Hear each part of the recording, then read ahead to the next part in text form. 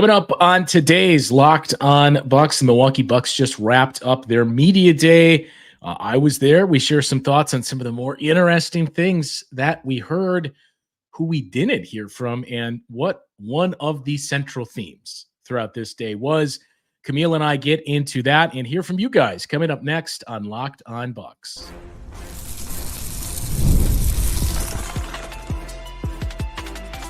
You are Locked On Bucks, your daily Milwaukee Bucks podcast, part of the Locked On Podcast Network, your team every day. Welcome into Locked On Bucks. I'm Justin Garcia, joined as always by Camille Davis. We thank you for making Locked On Bucks your first listen of the day, free and available wherever you get your podcasts. You can find us on YouTube as well, all part of the Locked On Podcast Network, your team every day. Today's episode of Locked On Bucks brought to you by FanDuel. You can start the season with a big return on FanDuel.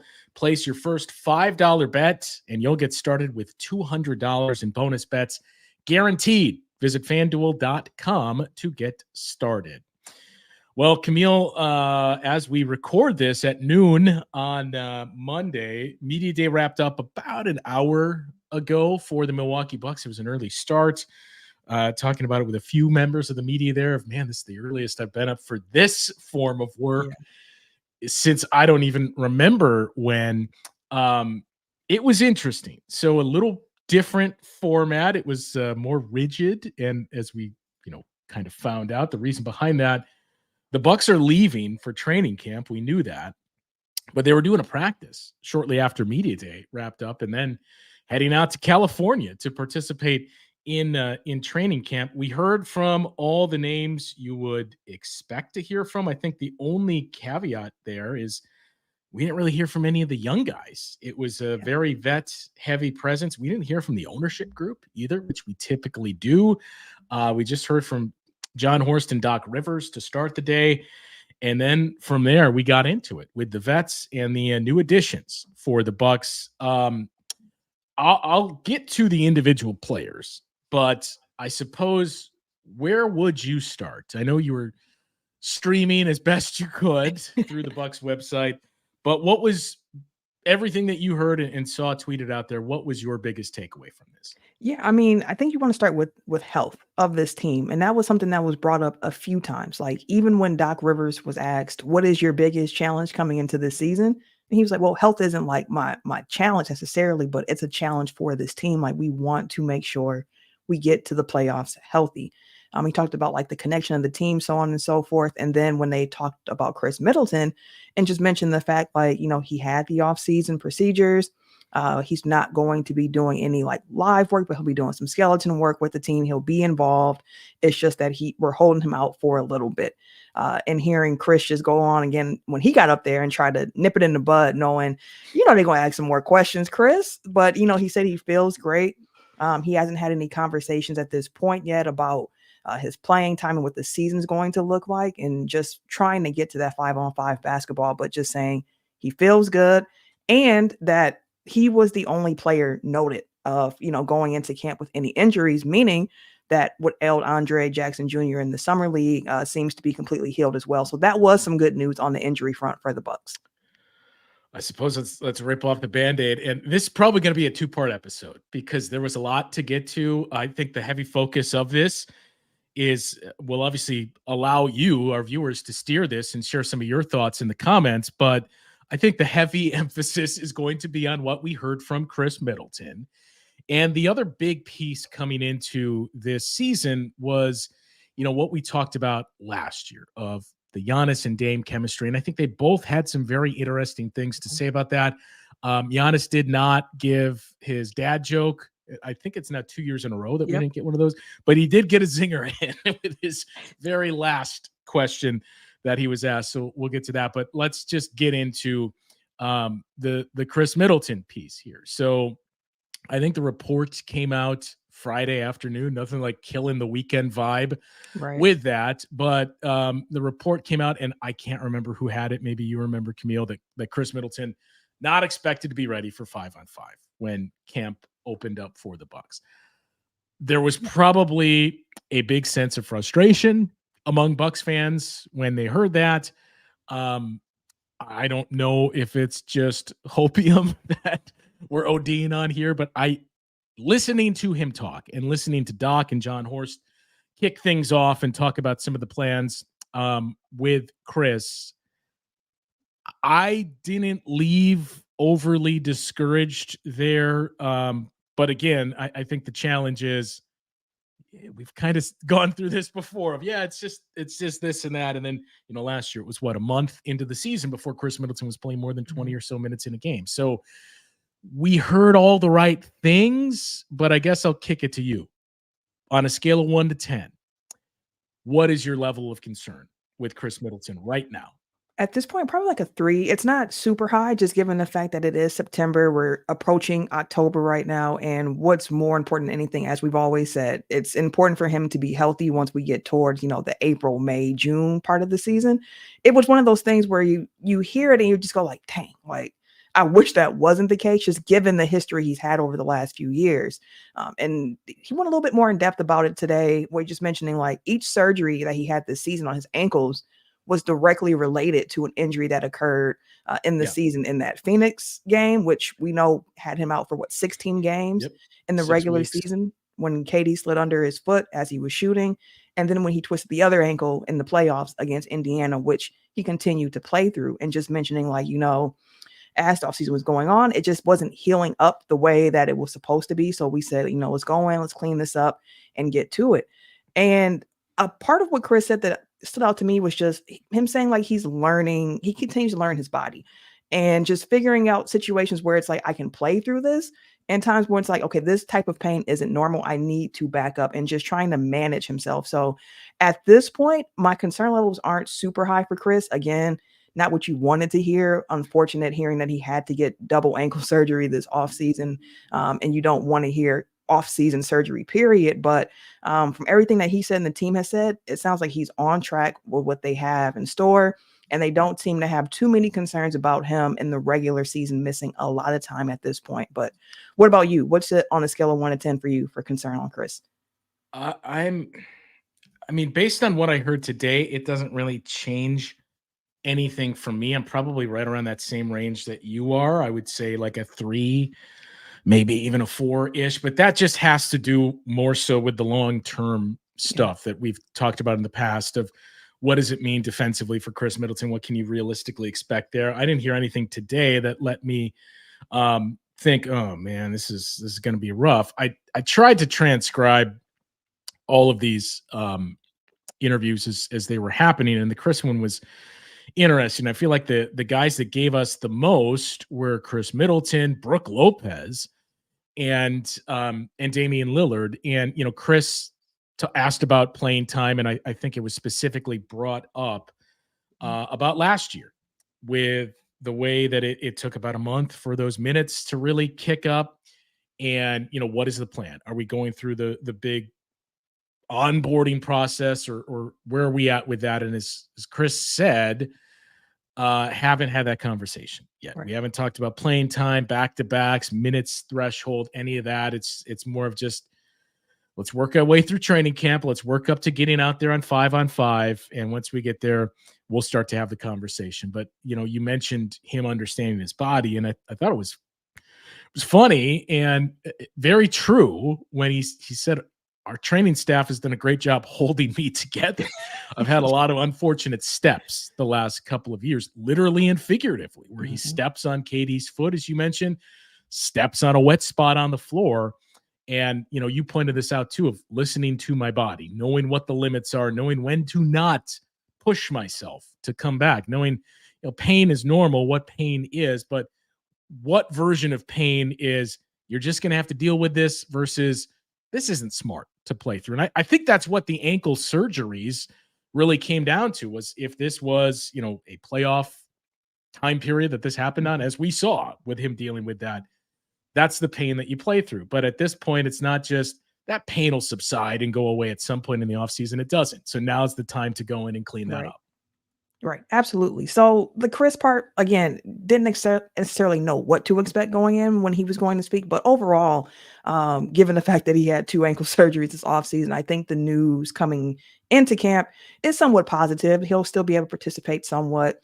But the other part of the big three for the Bucks, the headliners here, Khris and Dame. As soon as I heard a certain comment from those two about not working out together in the offseason, I just knew I was like, this is going to take a lot. This is going to come out of media camp or media day. People are going to run with this and make a lot of opinions on this. So I know we're transitioning to the next segment. And Justin, I'm really curious to know how you took the news about Dame and Giannis not actually working out together in the offseason. Do you think it's a problem for the team and for their chemistry as they continue to develop that? Or do you think like they'll be all right? Yeah, that was the other big emphasis. We've already started to see some reactions on that. Started to see a lot of reactions, not only on the comments on this show, but you start to see more and more of it on Twitter too. Does this mean Khris is like open and willing to come off the bench and kind of work himself in that way? So I think that's a conversation to be had. But the big one as well, what does it mean? I know we kind of kicked around. I would assume Giannis and Dame have worked out. We had to confirm they did not work out together. So what does that mean? We'll get into that and everything that both Giannis and Damian Lillard had to say at Media Day coming up next here on Locked On Bucks. Hey, NFL fans, you can start the season with a big return on FanDuel, America's #1 sportsbook. So when you get a hunch in the middle of the game, you can check out the latest stats, view live play-by-play, and so much more on the same page where you place your bets. You'll get started with $200 in bonus bets guaranteed when you place your first $5 bet. That's right. $5 bet doesn't even have to win. You get $200 in bonus bets. Head over to FanDuel.com to get started. And we thank you for making Locked On Bucks your first listen of the day. For your second listen, we encourage you to check out the Locked On NBA podcast. There's no offseason in the NBA, and Locked On NBA provides daily basketball analysis from national and local experts in 30 minutes or less. No one keeps you as informed and entertained as Locked On NBA, available on YouTube or wherever you get your podcasts, part of the Locked On Podcast Network, your team every day. All right. Giannis and Damian Lillard did not find some time to carve anything out in terms of, hey, they should practice together and they should do this and that. As we learned, I suppose when you heard that, Camille, what was your instant reaction? A little surprised, just initially, just given the fact that we saw other players, like we saw some of the young guys head out to Greece through pictures and social media over the summer. We saw some also working out with Dame in the offseason. So it's one of those things where I just assumed where it's like, oh, they probably got together at some point.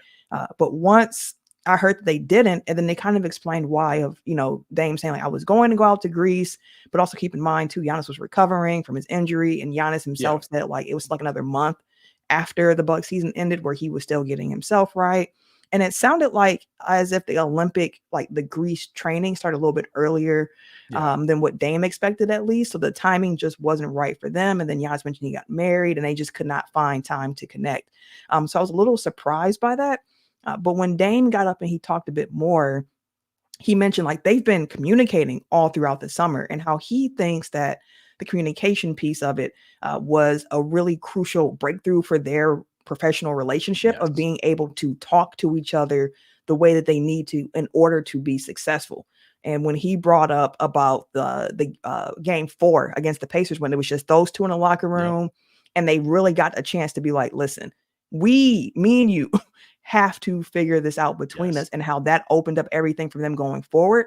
I felt better about the fact they weren't able to work out physically in the offseason, hearing that they finally got to a spot where they can really communicate freely with one another about expectations, how they, want to play the game of basketball together.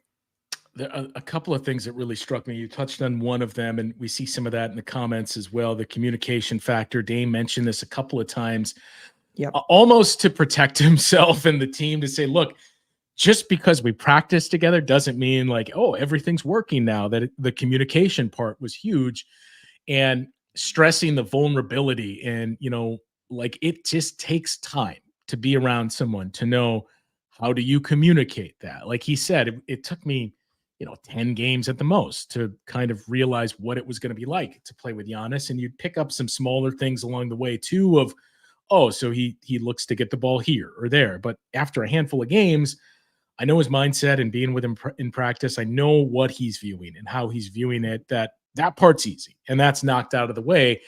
But it's being willing to have difficult conversations, not necessarily critiquing each other and complaining about things, but hey, I'm just trying to tell you this is going to work better if we do this. And same for me. If you spot those things, and from the sounds of it, they're there. But it took until the very, very end of the year. And that piece that you touched on, where Dame said it was just the two of us. And I basically told him, look, we got to make this work.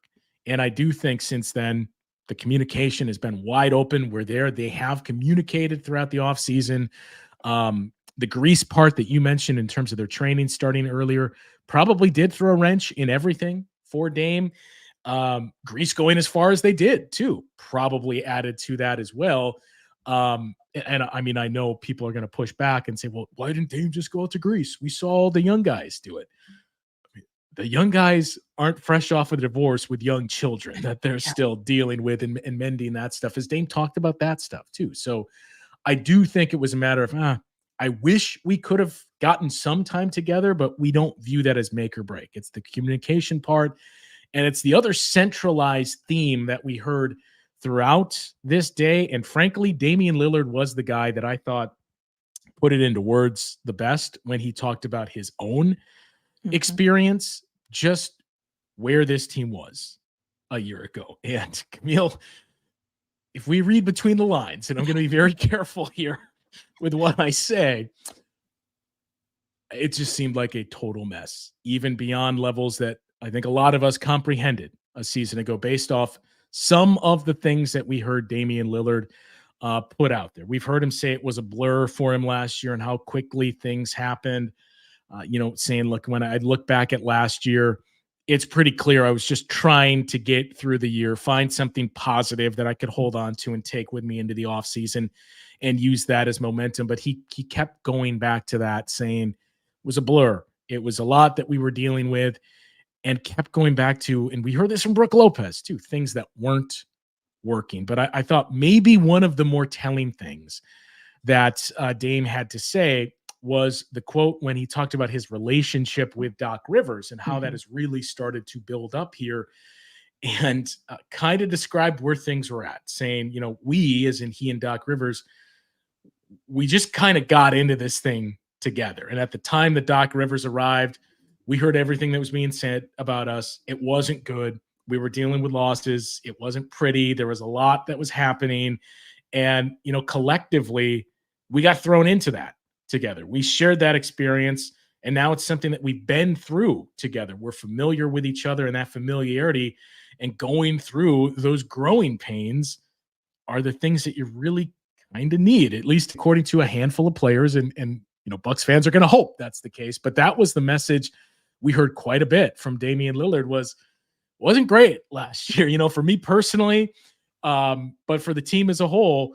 Brooke Lopez saying too, we didn't know what we were doing a lot of times, and it was a mess. And we feel like dealing with that, having more structure and continuity, that's going to make us a lot better this year.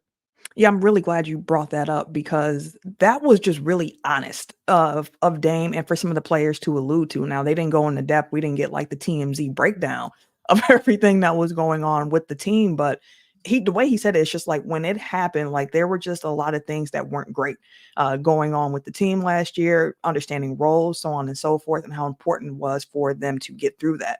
And we've talked about chemistry on this show before and how important that is, and how sometimes when you go through some bad things or tough situations together, how it binds you together even tighter. And that's what it sounds like came out of last season, a sense of like, okay, we made it through that.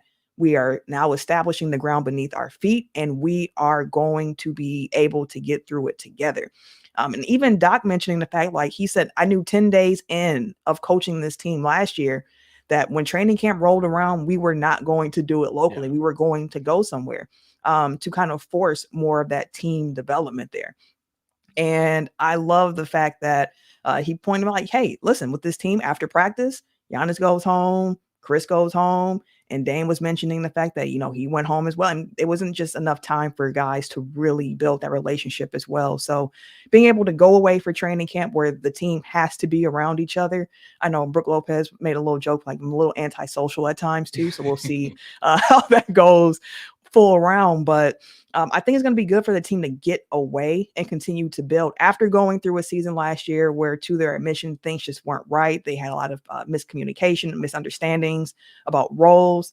Going into this offseason where they understand that a little bit better and now get a chance to build relationships and continue to develop that chemistry should be good. And I see Frank's in the chat as well, mentioning that he's just excited to start the season so we can move beyond. Last year was hard. Because we know that we covered the team day in and day out of the difficulties and the ups and downs they went through. And now it's a lot of optimism in the air around the team. I was going to say one last mention of it, and then we can put it to rest. But it goes back to what we talked about a lot in the offseason and late last year, too, of excuse versus the reason for. And look, it doesn't work.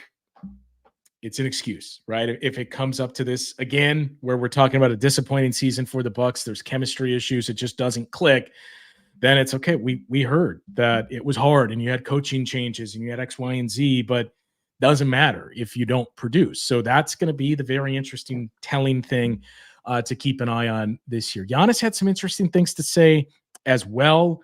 There was a lot that came from the new guys and Brooke Lopez. I don't think we're going to have time for that on this show. So we'll break that off into a second show to get to those comments. But some of the other things that Damian Lillard had to say about one of the new members of the team that he has a relationship with. We'll get into that conversation coming up after this on Locked On Bucks. Well, you've heard Camille and I talk about Game Time, the number one app to use when you are searching for tickets to any event, not just sports, movies, concerts, comedy, theaters, any of it. Use Game Time to get your tickets to the events. It's the best app to use for a couple of very clear reasons. Number one, maybe you're traveling to a venue you haven't been to before, or haven't been to this venue much, and you just want to see, what does this seat look like? Well, you can see a panoramic view from your seats within the app before you buy those tickets. And speaking of buying those tickets, just toggle on that all-in pricing feature and you'll see exactly what the ticket cost is going to be. Upfront prices, no sticker shock once you get to that checkout. Best of all, it comes with the lowest price guarantee where Game Time will credit you 110% of the difference if you find those seats cheaper elsewhere, and that purchase is covered with the most flexible customer service policy in the ticketing industry. So take the guesswork out of buying tickets with Game Time. Download the Game Time app, create an account, and use the code LOCKEDONNBA for $20 off your first purchase. Terms apply. Again, create an account and redeem that code LOCKEDONNBA, LOCKEDONNBA, to get $20 off your first purchase. Download Game Time today. What time is it? Game time.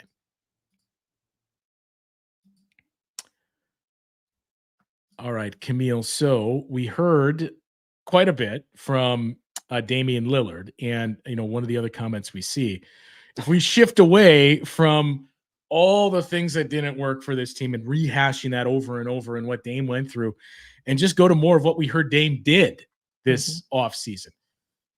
That was the crazy part when he was talking about the workouts that he went through and just all the training that he did this offseason in general. I know it started with Dame being asked, hey, are you in the best shape of your life? And he kind of laughed and said, well, it's close, acknowledging everybody's in the best shape of their life once the season starts, but it's close. It's easier to be there when you're younger. I don't know if I'm quite there, but I'm in really good shape. Said it basically started, 2-3 days after the season ended. As soon as they lost Indiana, he went home, worked on some physical therapy, and then put together a team of trainers and a personal chef to map out a plan to get through the offseason and said, we executed it. But digging back into the workouts that he did this offseason. And when he got into the individual workouts that he went through, we saw all the social media posts when he was with David Goggins working out, how that came together. Known him for about 2.5 years off and on, that they would converse, it sounded like, through like DMs and texts, and finally arranged for some time to work out together. He said it was 4 days, and there wasn't just like one workout. It was a total of like 16 workouts over those 4 days, where you do multiple a day. One of them, a part of it, was 1,000 lunges, 700 push-ups in 45 minutes. He said David Goggins has this confirmed, and if you need the receipts, you can go to him. But he did that, and said it took about 3.5 weeks I bet. to a month before he felt like, I'm not sore anymore. Yeah, I couldn't believe it. When he said, first of all, 700 push-ups in 45 minutes, you could set a timer for me for 2 hours, okay? I'm not giving you a seventh of those push-ups for 45 in that days moment. for me. And when he also added that David Goggins' wife joined in on the workouts too, I was just like, I'm impressed by that level of fitness.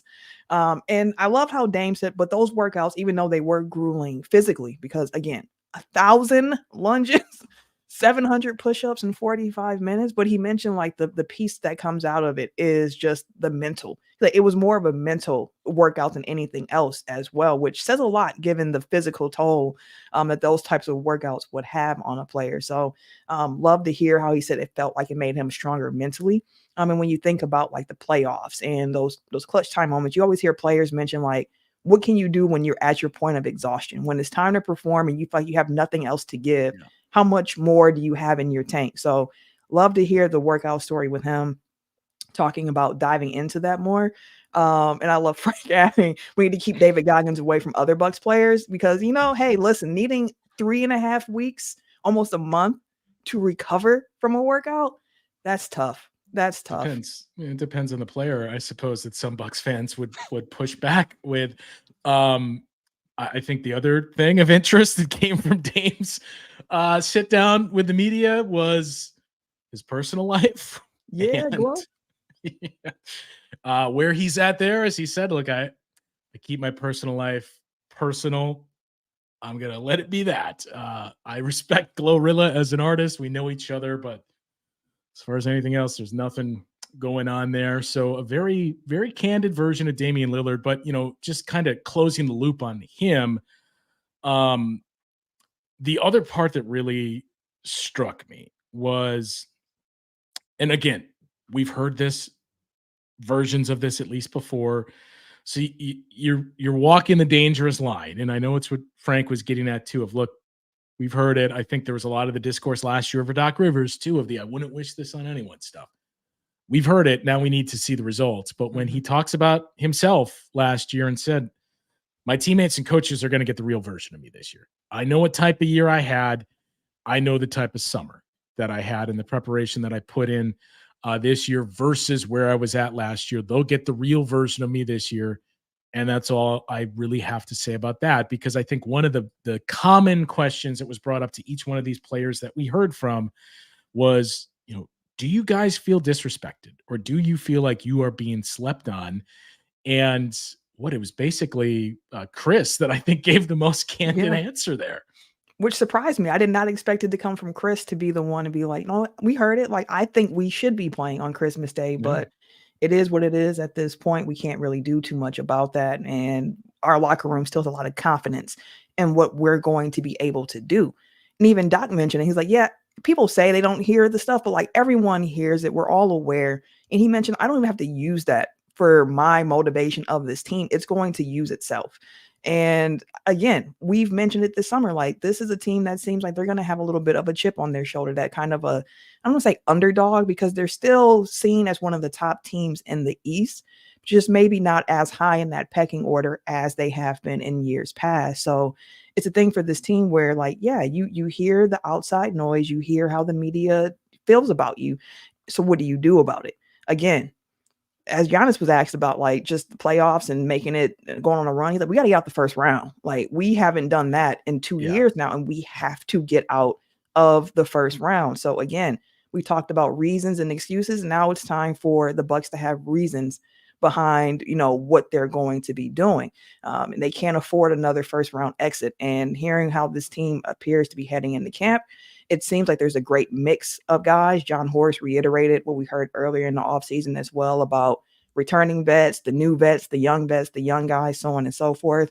And man, the fact that we're already at half an hour in the show, and I feel like there's still quite a few things from Media Day to talk about. We didn't even get a chance to talk about the new guys who have been added to the team, and hearing from Gary Trent Jr. and hearing from Taurean Prince. And my big takeaway from hearing from the new guys was that these sound like role players that are coming in, understand their role, and are going to be stars in it.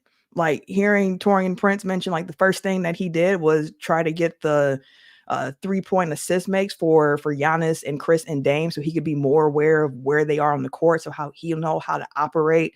Hearing, I think it was Gary Trent Jr. talking about coming in and being an energy giver, not an energy taker. Yeah. So it's, again, like just hearing how these players are talking, these new role players, it sounds like they're ready to come in and really star at those roles. Yeah, a lot to get to with the role players and the new guys that you mentioned. I thought what DeLon Wright said too was very, very interesting.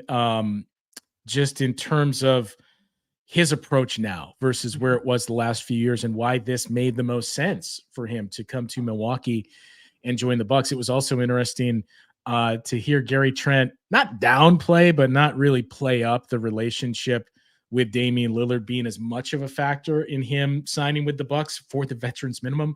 But Dame really playing it up. Like, no, we talked a lot throughout the offseason, and I was really trying to make the case for Milwaukee. We were trying to figure out how to make this work, and now we're here. So there's a lot to get to with those players. And I think, frankly, maybe the most interesting thing that we heard today came from Brook Lopez. When we look at how this team is going to play next season, what Brook had to say about himself and hinting at how this team may look different. So that is a huge conversation piece to be had as well. We're going to get into all that in a second part that'll come out tomorrow morning to address what we heard from the new guys and some of the interesting things that Brook Lopez had to say. As we start to wrap this one up here, Camille, a couple of quick things to touch on. We mentioned Giannis did not have the dad joke. I think it's not 2 years in a row that we haven't got one of those, but we did get the Giannis zinger at the end when the last question he was asked was about his wedding. And you could tell a little uncomfortable with the, how does it feel to be married type of question. Just, very happy to get it done. It's been a long time. And then kind of joked, as anybody in a long-term relationship is very well aware, I've been feeling some heat for a long time. But in typical Giannis form, he is one of a kind. My favorite part was the wedding night. After the wedding. That was he takes that nickname seriously, Justin. He takes it very seriously. So we got that from Giannis. A couple other pieces. Shouts to all the everydayers out there, Camille, because as I told you, I ran into one of our Locked On Bucks fans Saturday afternoon at Moda 3 when I was looking for new hats and shoes. So shouts to everybody that is one of the everydayers. And you spot me or Camille. I can't believe you recognize me from the podcast. But don't hesitate to come up to us and give us your thoughts on the pod. But we unfortunately wrapped with some very sad news, and that was, we learned this as Media Day was going on, the unfortunate passing of Dikembe Mutombo. I did not even realize that he was dealing with brain cancer. But my lasting memory of Dikembe Mutombo, obviously as a Bucks fan, you'll have the negative memories from 2001, but just the visual of, 94 when the Nuggets beat the Sonics in the first round, and Dikembe Mutombo on the ground with the basketball. And everything, all the Dikembe memes too, of the finger pokes and finger wags. So very, very sad news. Giannis was asked about it and said, I didn't have like a super close relationship with him. But the one thing that we would talk about in the position that Dikembe was in with the league office was just the things that he did to take care of his body and trying to get that to Giannis and other bigs of like things like yoga, which I think about Dikembe Mutombo way ahead of his time. But that was the biggest thing that Dikembe Mutombo imparted onto Giannis is you got to take care of your body. Yeah, I mean, it's one of those things too. I've mentioned it before. I think when we talked about Herb Cole as well. When you leave this physical plane of life and you transition on, and what people remember about you, because Dikembe Mutombo is one of just a historical basketball player. Like what he was able to do defensively, the finger wag, everything that he brought to the sport will be remembered. But it's so many more people just talking about the man that he was and saying like he was a good person. Everything that he did back home in Africa and all the way things he did to grow the game, introduce it to a whole new audience will never be forgotten. And just rest in peace to Dikembe Mutombo. That was one that was unexpected. I know here on Locked On, we can't use strong language. So I'll just say, F cancer. It's a truly terrible, terrible disease. So sending love to all of his friends and all his families and all those who've been affected and knew and loved Dikembe Mutombo from what he did on the court and off the court as well. Tomorrow's show, we have a lot to get into. We've already seen some spoilers and some of the Bucks fans in our comments here talking about some of the things I do want to get into that we heard from some of the new players. DeLon Wright, what he had to say about the Boston Celtics and why that could prove to be a very, very key signing for the Bucks. You mentioned Taurean Prince, Gary Trent Jr., what we heard about his relationship with Damian Lillard. But again, perhaps even more importantly, what Brooke Lopez had to say. So we'll get into that conversation coming up tomorrow morning on the next show. That will do it for today's show, though. Thanks, everybody, for jumping into the live stream and sharing your thoughts and comments. For Camille, I'm Justin. We'll talk to you once again tomorrow on Locked On Bucks.